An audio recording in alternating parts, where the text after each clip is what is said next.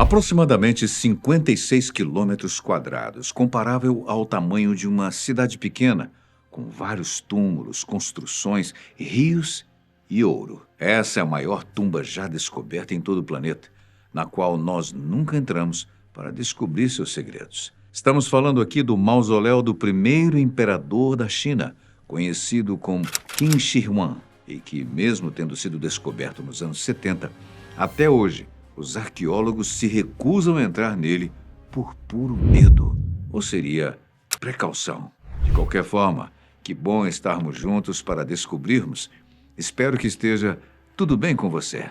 A descoberta desse mausoléu, na verdade, veio logo após uma outra descoberta que por si só foi extremamente surpreendente. Na primavera de 1974, enquanto um grupo de agricultores na região de Xi'an estava cavando um poço, eles se depararam com uma descoberta arqueológica sem precedentes. Cerca de 5 metros apenas abaixo do solo, eles encontraram primeiro a figura de argila em tamanho real.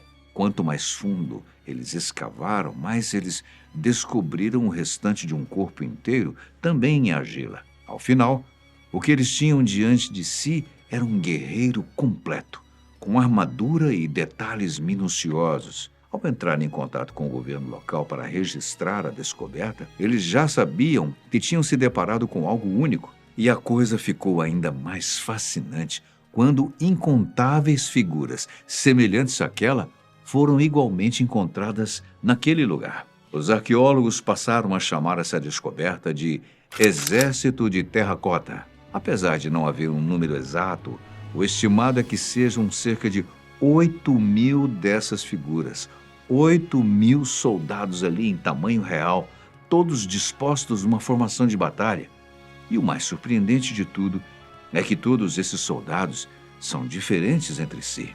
Cada figura foi finalizada à mão, pensa, com características faciais únicas. Era como se cada um deles tivesse um detalhe específico na aparência para diferenciá-los uns dos outros, quase como se fossem realmente pessoas que, de algum modo, tivessem sido petrificadas. Juntamente aos soldados também foram encontradas espadas, pontas de flechas e diversas outras armas, todas elas num excelente estado de conservação. Além disso, as figuras de argila também estavam divididas em categorias, separadas em corredores subterrâneos que lembram grandes trincheiras. Nesses corredores, os guerreiros eram separados em funções entre soldados rasos, a cavalo, carros de guerra e generais. A descoberta fez desse o maior conjunto de estátuas em tamanho real do mundo inteiro. E se você estivesse perguntando onde já ouviu falar sobre isso antes,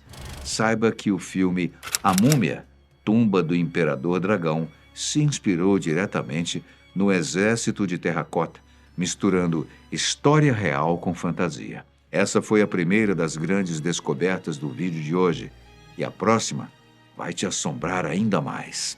Próximo ao local onde os soldados foram descobertos está o mausoléu de Qin Shi Huang, o maior túmulo já construído pela humanidade, e ele tem relação direta com o Exército de Terracota. A lenda diz que todos os 8.000 soldados estão ali justamente para proteger a entrada da tumba, pois o objetivo do imperador era governar eternamente, mesmo durante o seu pós-vida. Bem, mas isso tudo nos leva a perguntar: quem foi esse imperador responsável por uma das maiores construções da história da humanidade? Para entendermos quem foi ele e o quão importante ele foi para a China, temos de voltar bastante no tempo, lá para o ano 259 a.C., ano em que nascia o jovem Yingzheng, rei da dinastia Qin, que em breve seria conhecido como o primeiro imperador da China unificada. Quando tinha apenas 13 anos,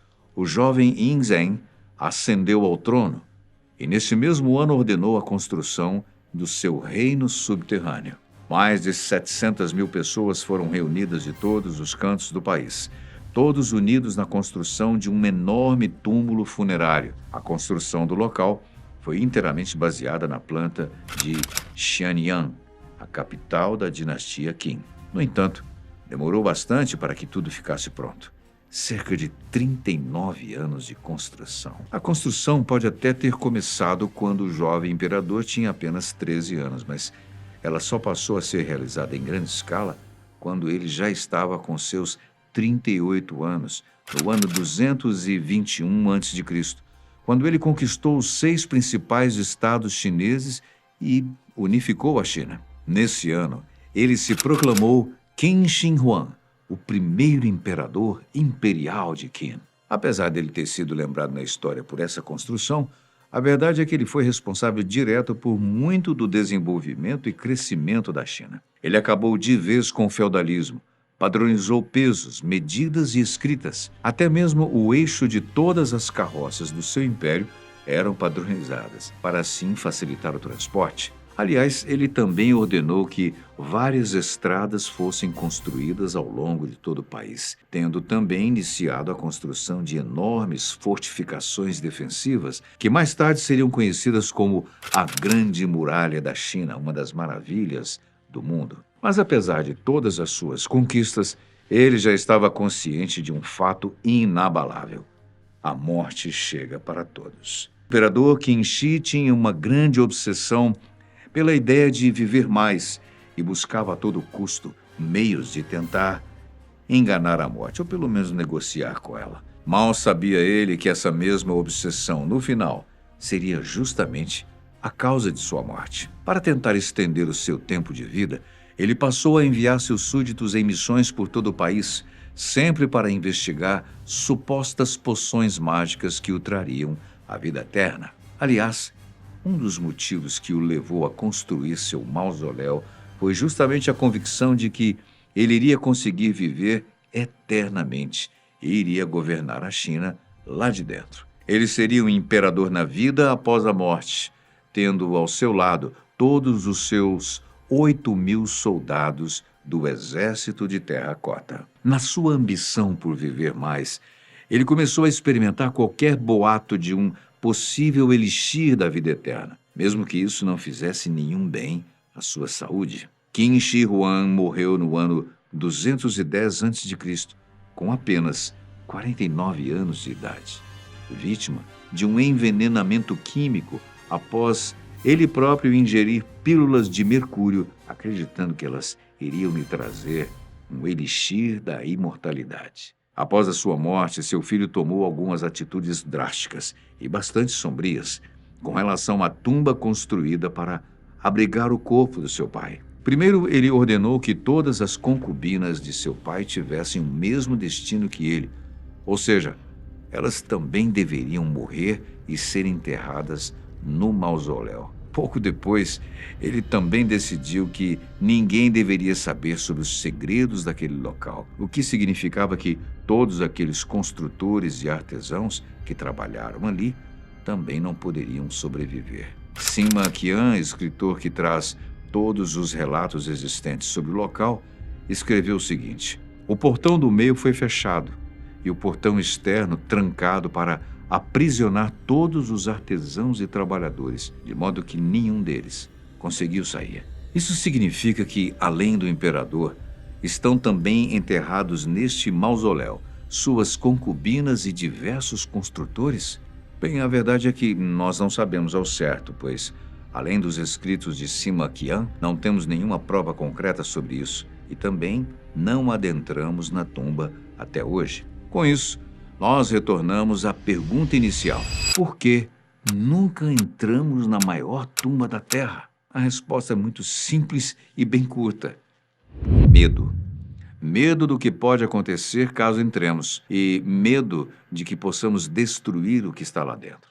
Se levarmos a sério os escritos de Sima Qian sobre o local, ele próprio afirma que a tumba está recheada de armadilhas para eliminar intrusos. Para entrar no local, os arqueólogos deverão estar preparados para uma aventura estilo Indiana Jones, com bestas que disparam automaticamente, chãos que se abrem e tudo mais que possa lhes fazer mal. Apesar disso ser um risco, não é bem isso que mantém os arqueólogos afastados, mas sim relatos de Sima Qian sobre rios de mercúrio. A fascinação do imperador Qin Shi por mercúrio era realmente muito alta. pois ele não apenas acreditava que consumir pílulas do elemento seria uma boa ideia, como também ordenou que fossem construídos rios de mercúrio em seu mausoléu, literalmente fluxos de mercúrio líquido que o cercassem.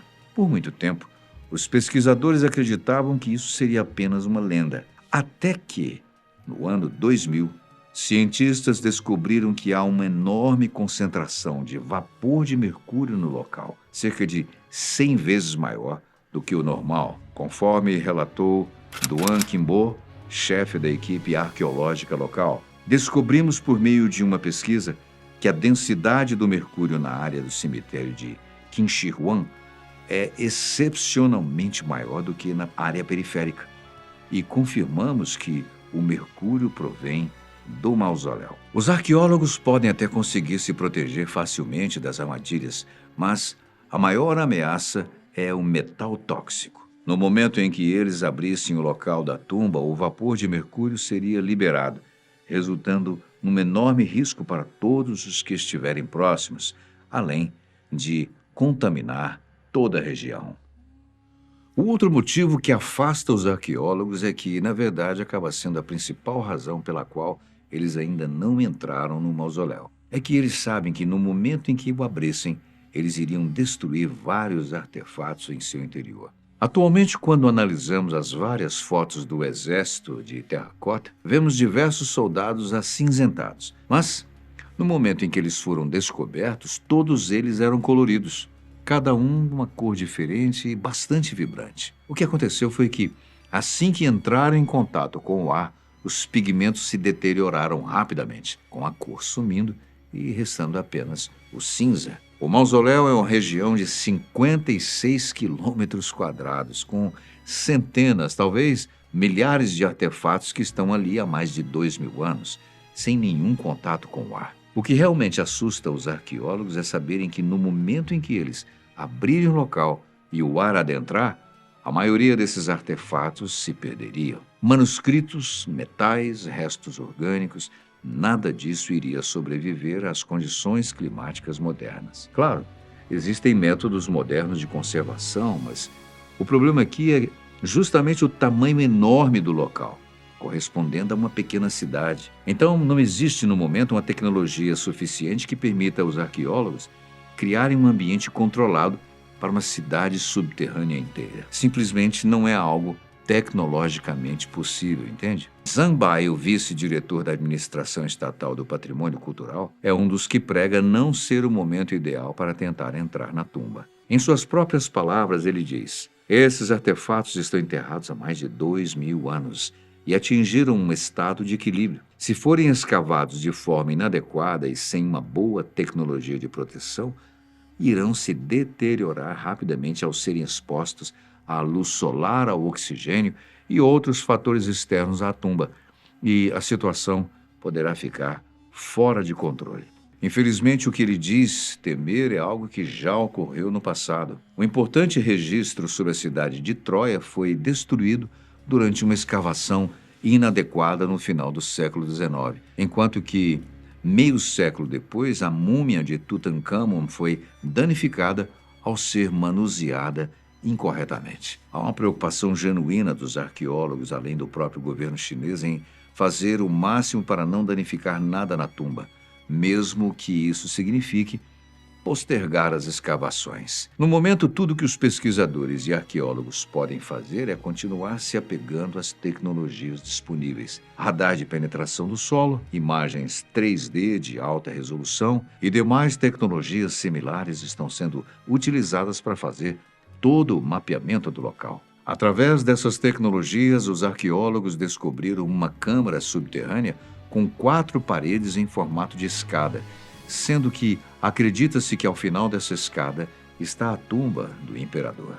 Mesmo tendo se passado cerca de 50 anos desde a sua descoberta, autoridades e arqueólogos chineses optaram pela paciência. Enquanto eles sabem que, por enquanto, a tecnologia atual não é capaz de ajudá-los a entrar no local, sem com isso perder grande parte do que poderiam encontrar. Ao mesmo tempo, a cada ano que passa, a tecnologia se aperfeiçoa cada vez mais, dando a eles A esperança de que, num futuro não tão distante, eles enfim possam conseguir entrar na maior tumba da Terra e descobrir todos os segredos daquele responsável por unificar a China. Já com relação ao exército de terracota, atualmente as estátuas fazem parte do Parque do Mausoléu do Imperador Qin Shi Huang, um local aberto às visitações e que atrai milhões de turistas todos os anos. Você pode até não entrar para conhecer a tumba do primeiro imperador chinês, mas pode ver de pertinho todos os 8.000 soldados que foram criados para defendê-lo no pós-vida. Gosta de temas assim? Conta pra gente.